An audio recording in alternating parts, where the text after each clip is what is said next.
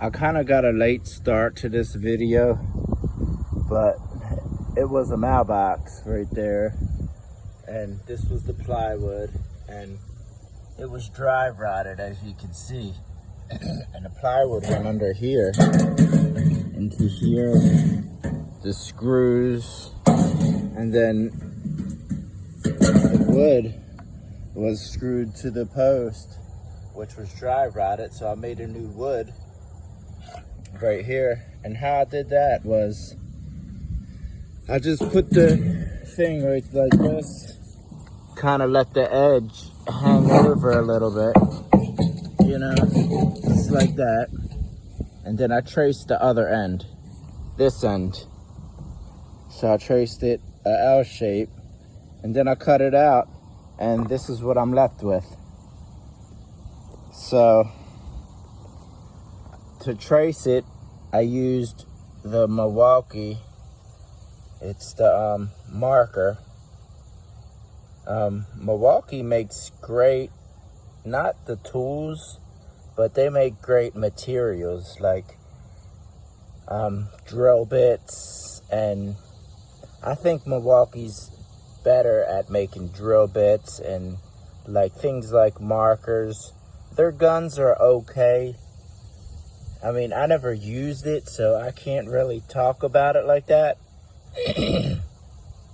But from what I've seen, you know, I've used DeWalt all my life, and their guns are okay. I mean, I've seen videos of Milwaukee burning up.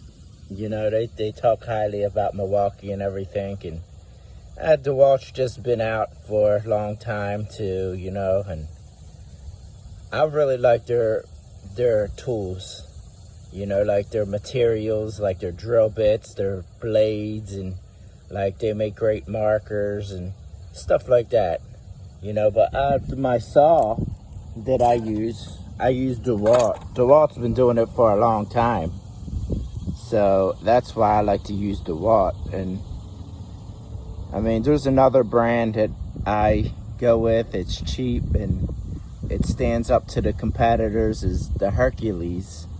I really like using them. And I'm got their drill gun. It's a hammer drill, actually. And I've never had a problem since. I stopped using my DeWalt gun, and I started using the Hercules, and this is the type of work that I do. And it works great for me, and I've never had a problem yet. So if I ever have a problem, I'll tell you guys about it. So let's get started with this. Since that was dry rotted, I took that out, and I took it off the bottom of the mailbox. So if I did it correctly, this piece that I traced will fit in the mailbox perfectly. So let's see. It's just near perfect. So, well, actually it fits in perfectly, except for this, like the blade kind of got away from me just a little bit, but you know, maybe I can tap it in with the hammer. That way it's snug. You know, I'll pop some screws in the side. I want to make sure that it fits first, because ideally, the first thing I'm going to do is screw it 1, 2, how many screws to the post. And the front of the piece of plywood's going to be hanging out more.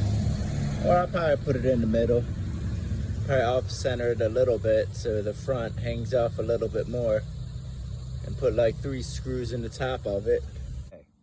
So I took a blade length off. As you can see, it came off a little bit more than I intended to, but that's okay. I'm going to pop some screws in here anyway. So now it fits perfectly inside. And that's kind of what I want. I don't want it to sit on top because water's less likely to hit it if it's inside, even though there's screw holes in it, you know. It's just, it's what are you gonna do? It's an outside mailbox, you know. It is wood, unless you use fiberglass, but this was wood. So I'm just gonna continue using wood. It'll last for a couple years, and just like this mailbox did. So here's the post, and what I wanna do is clean this off like that. See the old screw holes in it. And then I want to make it like this. You know? Just like that. If you can see it better. Just like that. That way it's off center to the front a little bit, because it is behind this tree. And I don't want the mail lady to be reaching beyond the tree. So I just have it like that. The post, you know, the wood right here, and have it to the front. And then I want to screw it. I'm going to pop like 4 screws in on the top. So let me go get some screws. So I screwed it up, as you can see. That ain't going nowhere. And this is the old. And this was, the mailbox was sitting on top of it. Or maybe it was inside, I don't know. But this was like, as you can see, the quality of the quality of this. See, this was cheap plywood they used. See, it's like little pieces of wood glued together. And this is a bit better. So the water wouldn't penetrate it that much. It's like a whole solid piece of wood. It's still glued together right here, but it's layers, and that's like particle. So that's why, but it still lasts a long time. You know, I don't know how many times she had it replaced, but anyway, that's on there. So as you can see right here, I just put these screws in there, and it's solid. I'm moving it. It's not moving at all. So now, you see these screws right here on the side of the mailbox. So the mailbox is right here. You know, just the front of the mailbox. Just the door. Right there. So the front of the mailbox. And there's holes right there too. So I might use some of them holes. You know what I mean? Actually, I might use them holes instead of the side holes right here. There's holes on the side. I don't know if you can see that right there. You can screw it in on the side, but I think I'd rather screw it in on the top. Now that I see holes inside of the mailbox. So, here's the wood. You know, it's smaller than the bottom of the mailbox. You can see the how the mailbox has an indentation for the wood to go. So, let's make sure the front of the mailbox is in the front. Slide it on. You know, and it's perfect.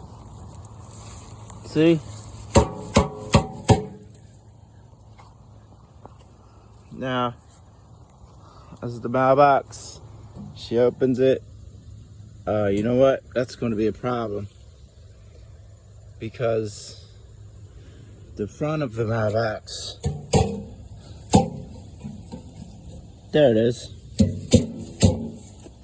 See how this, the front of the mailbox, and how this goes down, and it goes inside like that. So, you know, just make sure it's inside, you know, because the bottom of the mailbox, when you open the door, it tends to hit the wood. So make sure you cut it to size.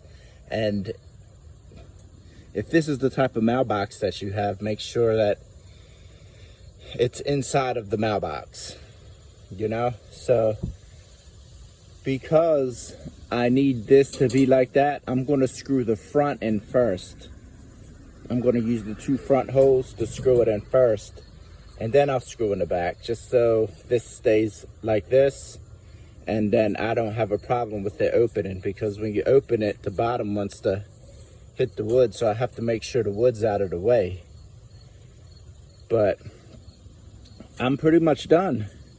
Just pop some screws in them holes just so it doesn't move. And you know, this is what was on there before. This old stuff, you know, water soaked in it, you know. It's outside, it's gonna happen, but it's just so easy to fix. You know, if you have the tool. And now you can use a corded saw if you have power from anywhere, but it just seems that corded tools are just so hard. You know, I like the battery tools. You know, a little secret is that people don't like battery tools, but I like battery tools. And if you let the tool do the work, the battery is going to last you a long time. You know, if you force the tool and force the cuts, the battery's not going to last as long, you know, because it's going to draw so much power.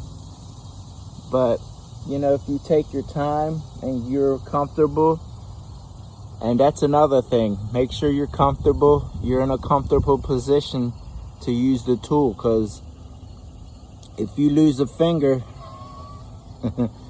that ain't growing back.